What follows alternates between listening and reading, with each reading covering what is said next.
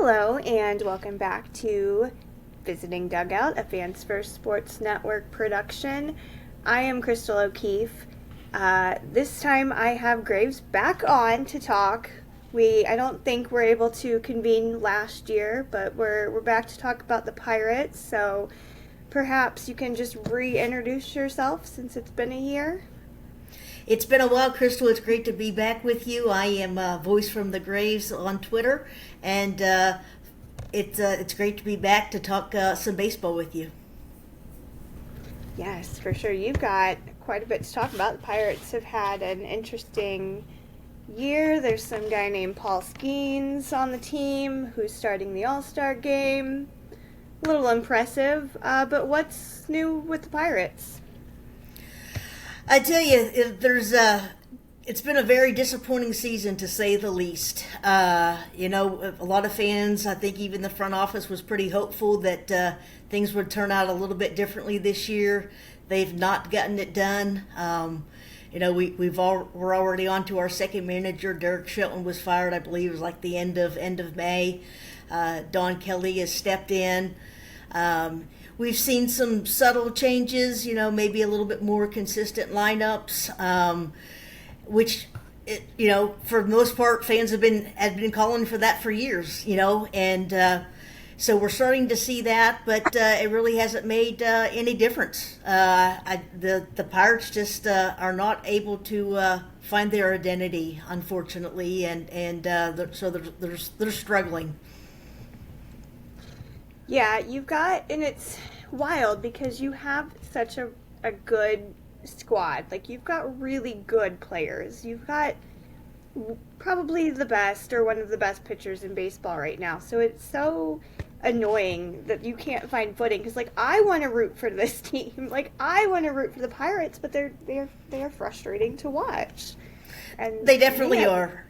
Your ownership, I sincerely relate to such a horrific ownership. The White Sox are in no better shape there.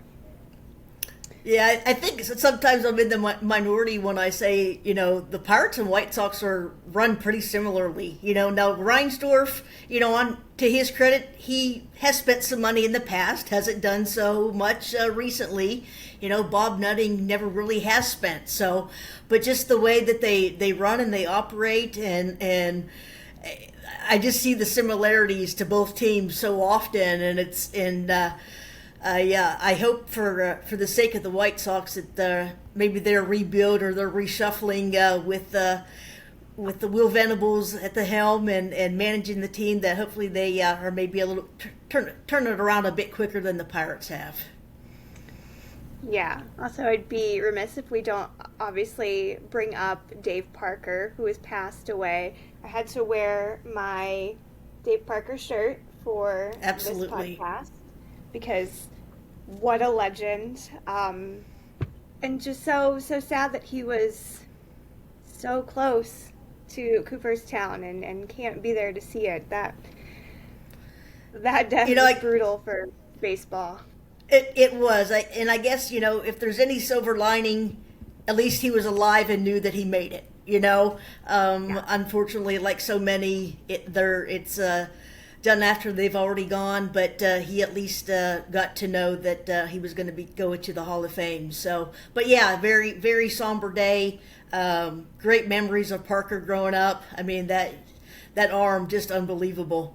And just a great player to cheer for, and I'm glad you wore the short shirt tonight. It looks great. Yes, it's one of my favorites. I wear it constantly. I have to. So as we've previously mentioned, I'll be at one of the games for the series, and I was like, well, do I pack this? Do I pack my White Sox stuff? Do I put on my White Sox jersey and my Andrew McCutchen shirt? Because I have a shirt that just says, I just hope Andrew McCutchen is having fun. And that is my sentiment on a daily basis. That's all I want in life, is for him to be enjoying himself. So I was like, what do I do? Because there are just so many good options with these two teams. There are. You're in a quandary. Those are some tough questions that you're just going to have to figure out. So, yeah, you got the weekend coming up, and I'm looking forward to the series. It's going to be fun. So this is also Yinzerpalooza this weekend. Can you just give a brief summary of what that even is? Because I was looking it up and I was like, this sounds wild.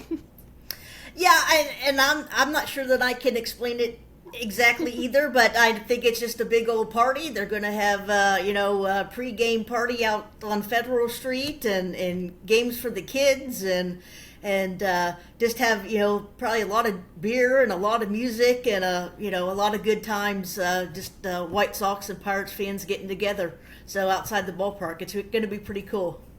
It's also, the game I'm going to is Mac Miller Day, which another gone too soon kind of person for Pittsburgh. So big weekend ahead, and there are a lot of White Sox people traveling to the series, which is great because anytime anybody can get to PNC Park, I think that's a win. It is still my favorite park. I think I'm at 18 now. Still number one for me. Yeah, absolutely. That skyline is just fantastic, and like you said, Mac Miller bobblehead on Saturday, going to definitely bring out the fans, and I'm sure they'll be there tailgating early and often that all weekend long for Yinzerpalooza. Yeah. So before we kind of preview the series, I want to get into it since we are recording really ahead of the All-Star game, but it was announced that Paul Skenes is the starter for this. So what are your thoughts on Skenes, besides he's the greatest right now? Well, it's a great honor for him. Second year in the league, and he's already starting his second All-Star game.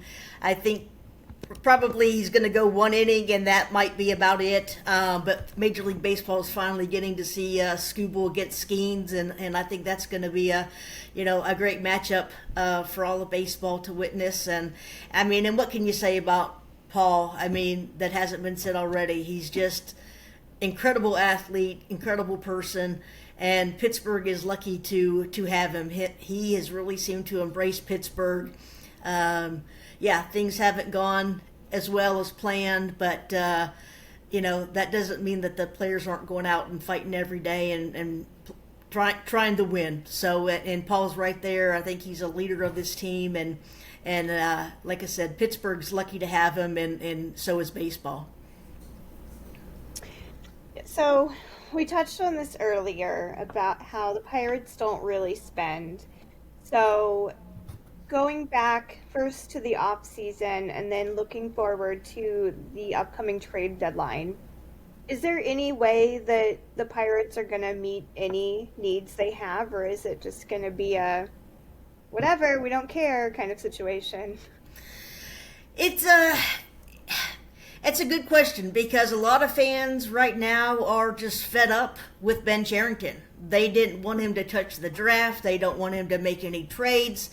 They want him basically out of town. So, on one hand, they could look at trading Mitch Keller, for example, David Bednar. What they need to get back are MLB experienced players. Done with the prospects.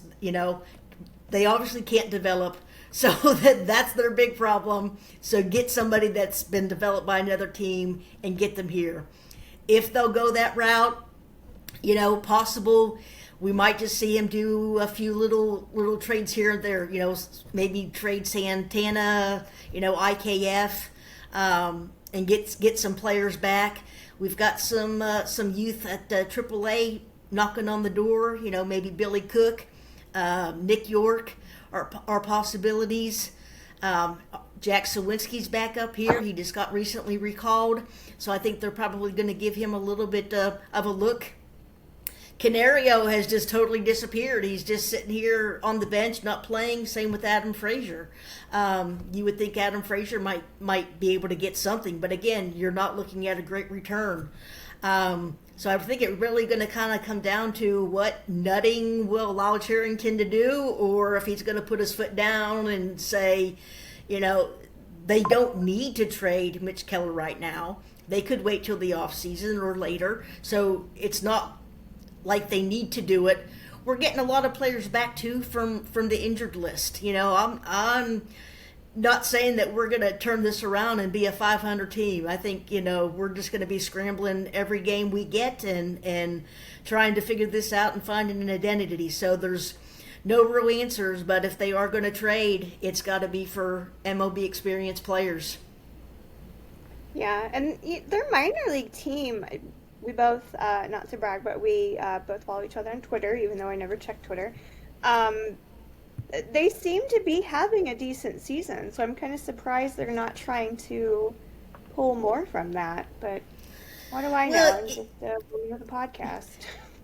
And one thing that we hear so often too, the gap between AAA and Major League Baseball is larger than it's ever been, and players are coming up younger and younger, and that time, and when they get here, they need to play. That's really the bottom line. And we've seen it so often with the Pirates.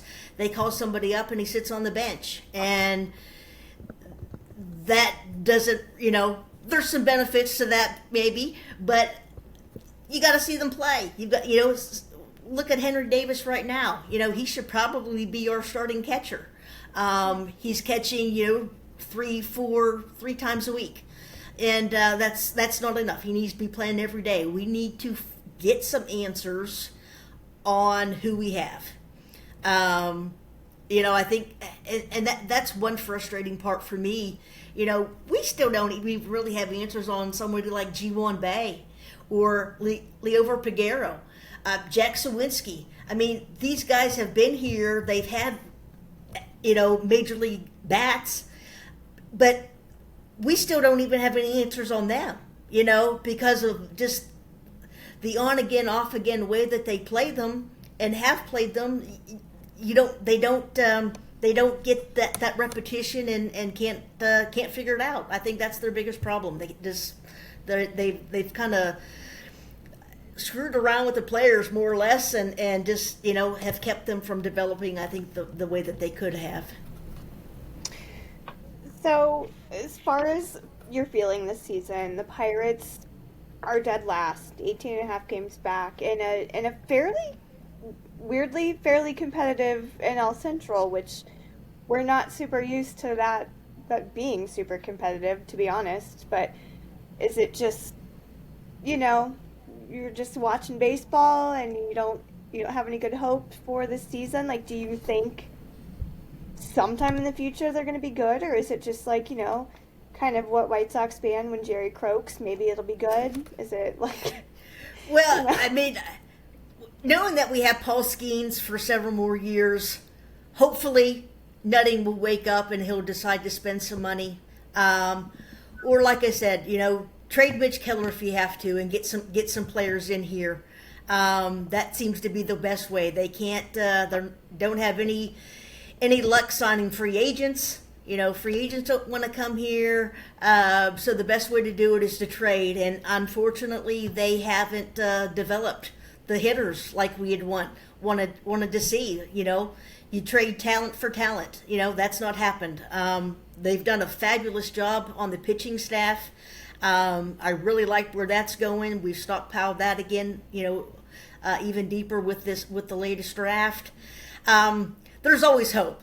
Graves always has hope. She loves her Pirates, and she keeps watching. She keeps cheering, and she loves her Pirates and loves baseball in general. So I'll keep watching and keep on cheering and just hope that they wake up and realize, something's got to change. If that means. A big talk is salary cap and floor, and revenue sharing and getting a system with that. I mean, I think there's a real good possibility we don't even have baseball in 2027. So I could see a lockout happening. So so that said, I'm going to enjoy the rest of this year. I'm going to enjoy next year and every year to come. So because I just love baseball. Yeah, that's how I feel. I'm at a point where, I mean, obviously I love the White Sox. I will always root for this stupid team. But at the same time, I've just been following players. Like, I am more kind of obsessing over, and Andrew McCutchen will always be one. He is my all-time favorite, like player, not, since he's not pitching, I won't, obviously that's 10 months to come. But I will always follow Andrew McCutchen. I every single year see him play at least once live, no matter where he is. And like there are just certain players now where I'll follow, and it's just way more enjoyable to watch baseball that way, and just almost as if I like have a fantasy roster. I should play I fantasy love that. baseball. It would make me love it more. Absolutely. We will take a quick break, and then we will get into what this series might look like. All right, welcome back. So, as I mentioned before, we are recording while the All-Star break is going on, so we don't have probable pitchers. But can you tell me a little bit about what this pitching has been like for the Pirates this season? What we can expect? Starting pitching has been very, very good. You've got Paul Skenes, you've got Mitch Keller, even Bailey Falter and Andrew Heaney. We've got Mike Burrows up now. Those are our starting five. Pitching has been great. Our problem is we can't hit. We can't hit to save our life. It's really interesting just how bad we are at hitting the ball. We have shown evidence that they can actually do it. They've scored some runs. They can actually do it, but they can't do it on a consistent basis. We came off of had a 6-game winning streak. Everybody's feeling good. Everybody's feeling energized. Team's playing great, and then we go on the road and it's like a totally different team. We lost 8 games. We finally won the last game before the All-Star break. So at least we have that going on. But pitching has been dynamite from, starters, relievers. Bednar has rebounded this year. He got sent down to AAA for a little while. He came back and has looked so much better. So absolutely no problems at all with the pitching. But it's just we can't hit. We can't hit consistently enough, and to make a difference. I mean, I don't have the numbers in front of me, but nobody is scoring runs for Paul Skenes and Mitch Keller, and you look at their records, and they both have losing records, and that's just unfathomable how terrible we've been at hitting. Yeah,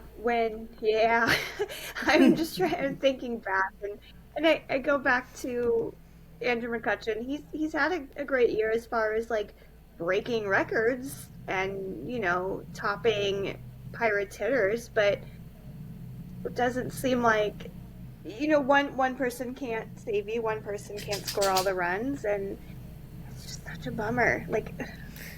It is, like I mean. Yeah, and every day, every year, Andrew McCutchen's getting closer and closer to retirement, and that's going to be a sad day, and I hope the players have, in the locker room have been pulling them aside and talking with them, just getting as much information from them that they possibly can. I'm a kind of a firm believer, and it takes players like three years of regular play to really figure out how to win at this level. And I credit Ned Yost. I heard an interview with him several years ago, and I remember him saying that, and that has always stuck with me. Anything from jet lag, from traveling coast to coast, how, finding what works best for you to not let that pull you down, how to figure out, when you're in a slump, how to get out of those type of things. And I think Andrew McCutchen would be just an incredible asset for everybody to sit and talk to and listen to. I remember earlier in the year, Paul Skenes had mentioned, he's tired of hearing about 13, 14, and 15. And Andrew McCutchen was like, that's what I want to talk about. I want that energy. I want them to experience that same energy. I want them to talk more about it, because that's what we should be striving for.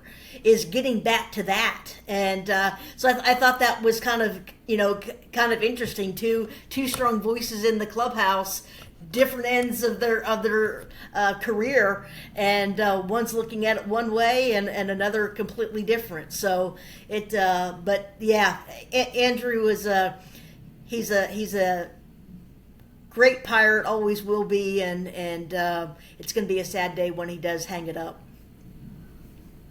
Yeah, I won't be able to. I'll be in bed for like a week, just sobbing my eyes out because I always joke, and I talked about when Buster Posey retired from the Giants, and I wrote something, and it was like the Millennial's Guide to Losing Your Favorite Players kind of thing, and it was just like, I grew up, like my very formative baseball watching years were watching Buster Posey, we're watching Tim Lincecum, and I've been watching Kutch since his minor league days. I mean, day one of his minor league time, it's been Kutch and on, and he's just been my favorite. And then I'm just like, oh my gosh, we are the same age, Kutch and I, and I was like, he's retiring. I don't feel like I'm anywhere close to retiring. It's wild kind of watching just these years fly by and realizing, oh no, you're like at the end of your baseball career. You're going to be 40 soon, And it's just, I'm not going to be able to like live my life for a while after that. I'm going to just be depressed. My poor husband's going to be like, you need to get out of bed. It's just a baseball player. No, he'll understand. He's got to understand. He knows my tie with that man, and that, Andrew McCutchen is also the love of my life. He's accepted it. So going back into this, I could talk about that man for hours on end. But going back to this series, is there a certain player, and again, this could be a pitcher. I don't know if we're going to see Skenes in this series, but I think it would be great for baseball if we do, since it's a big weekend in Pittsburgh. But which player on this team do you think could be the biggest threat to the White Sox? Oh wow, that's a good question. I think we will see Skenes get a start. I would be surprised if he didn't, but. And I know a lot of fans did not like the signing of Tommy Pham, but he's the kind of player that he brings that attitude, and I think the Pirates could really serve well with that. Right now we're just kind of a team with a bunch of nice boys playing a game and having a good time, and Tommy Pham just kind of brings that little bit of an edge with him, and since he's got his vision issue taken care of, knock on wood, I hope that's the case. He's been playing really, really well. I mean, his defense has been incredible, and he's been hitting the ball. If he stays on fire, I mean, he could be somebody that the Pirates could trade. I'm not even opposed to them keeping him after the trade deadline if it comes down to that. I think he's fun to watch. I think he's somebody that the White Sox might want to look out for. So, but I'm keeping my eye on Chase Mydroth from the White Sox. I just love him. He's amazing. Yeah, he's fun. He's fun. And Tommy was a White Sox very previously. I mean, just last season. Last year, yeah. Yeah, he was there.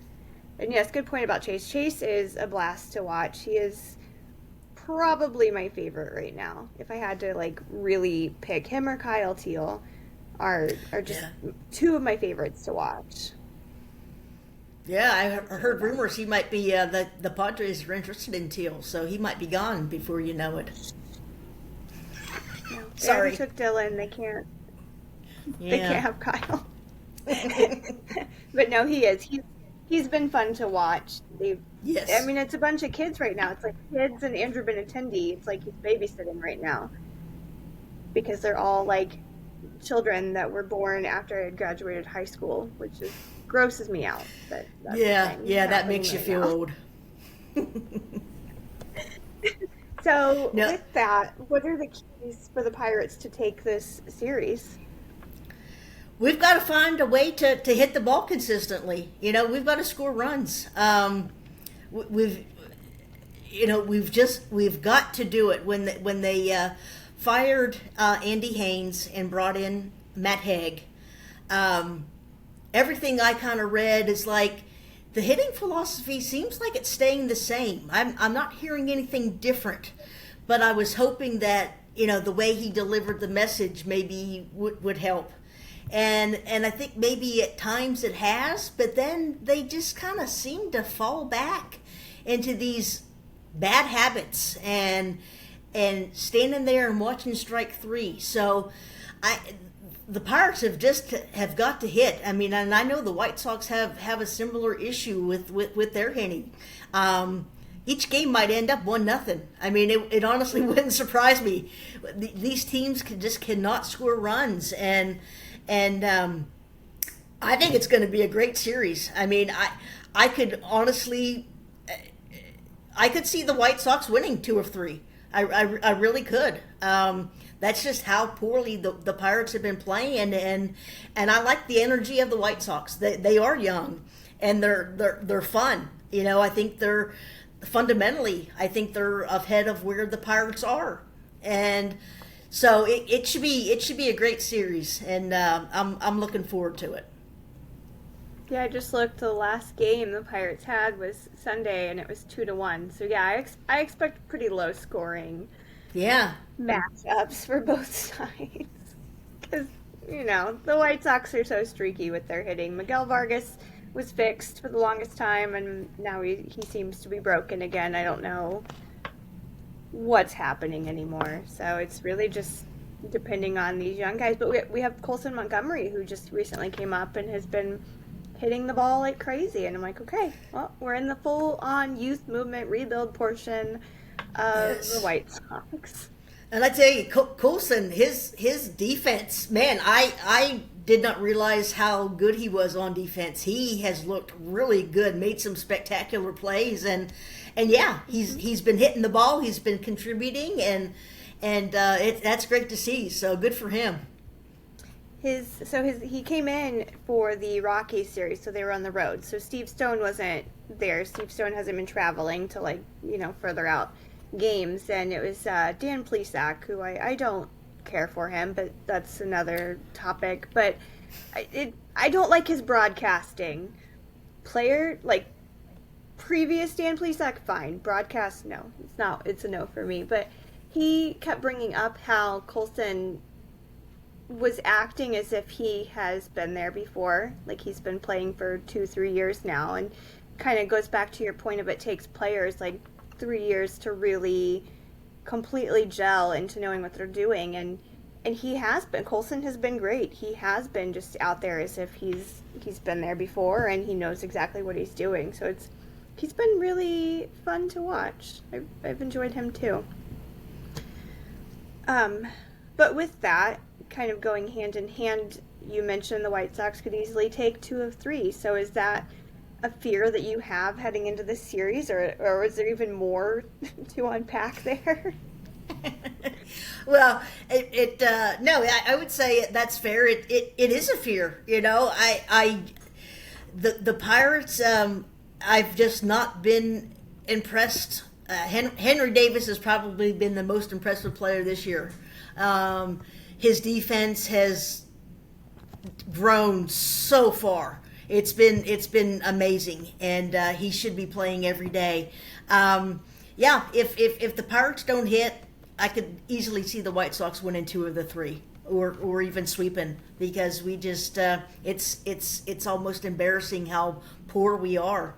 Now the good thing is we're going to be at home, so that might give us a little bit of an edge. They seem to play better at home than they do on the road, so that might kind of wash things out a little bit. But the way the White Sox are playing, I know they're not winning a lot of ball games, but I just like their team. I like the image that they have, and they seem relaxed. They're having fun, and I think that's just Coulson Montgomery coming up, like you said. he looks like he's been there for a couple years. Pirates come up and it's like, what happened? I mean, you were hitting the ball in AAA and now you can't hit the ball. So I think it's a credit to the coaching of the White Sox, so that they're preparing these guys to come up and play. Yeah, the coaching changes have been great. I think getting rid of Pedro was the right move, and I've said this, in other episodes, where I think bringing Grady Sizemore in when they did was the right call, because even though they hit their 121 losses under Grady's time there, he really shifted the whole vibe around the team, and I think it became a lot more fun. They were able to really relate to Grady, and he's a former player. People love him. I love him, and I think he provided this really good shift for the team, and then Will Venable kind of came in and brought some of his guys in, and they just adjusted, and now they've got these younger coaches with all these younger guys on the team, and I think they're just it's more cohesive. Like I've been telling people, they're bad, they're horrible. Like the White Sox are just awful this year, but they're fun bad. Like you can watch them and still enjoy it, and sometimes they're even still competitive. I mean, they were competitive against the Dodgers in one of their most recent series. Like the Dodgers, they were able to kind of hold steady and score runs on them. So it's fun bad now. That's all I can ask for if they're not going to be good. And they won't be for a while. They won't be, but you're right. Being fun makes a difference. So it, you still can get excited and watch them every night and just enjoy it. Yeah, I look at players like Brooks Baldwin, who looks identical to my son, who just turned 15, and I'm like, look, buddy, you could be out there too. Playing shortstop if you wanted to. They might be able to use you. You were great at it. Anyway, moving away. He's also a pitcher, though, isn't he? Your son. He has pitched. It's not his strongest position, but he can still do it. He was very capable of it. He's just, you got to get out of your head when you're 15. It's tough to get out of your head sometimes. But yeah, he looks exactly like Brooks Baldwin. It's uncanny. So moving away from these two teams and just kind of Major League Baseball in general, what are you noticing? What are you liking or hating or anything? Just what else is going on that you've seen in baseball this year? I'm excited about the ABS coming in. I think actually they're going to use it in the All-Star game tonight. So that'll be kind of interesting. I think that's going to be on the move. I think salary cap and floor are coming in 2027. So those two things, I like where baseball is headed. I think those are the salary cap and floor are something that desperately needs to be addressed and taken care of. So I'm looking forward to that. The torpedo bats, I mean, that was a big hot thing there for a while, and now you don't even really hear anything about it. So I'm not even sure who on the Pirates might even use it anymore. I know Jared Triolo did for a while, but he's back down in AAA now. So, you got to love baseball. Baseball's a great game. And, the first night of the draft, the Pirates drafted Seth Hernandez out of Corona High School, and then the White Sox drafted his teammate Billy Carlson out of Corona, and so that that's just kind of fun. My two favorite teams drafting somebody from that same high school, and you just have to love baseball. It's fun. It's a kid's game, and just don't get so stressed about things. We can't control everything, so just enjoy it. Yeah, I have to remind myself of that constantly, covering a bad team. I'm like, no, you still love the sport. The sport is still your life.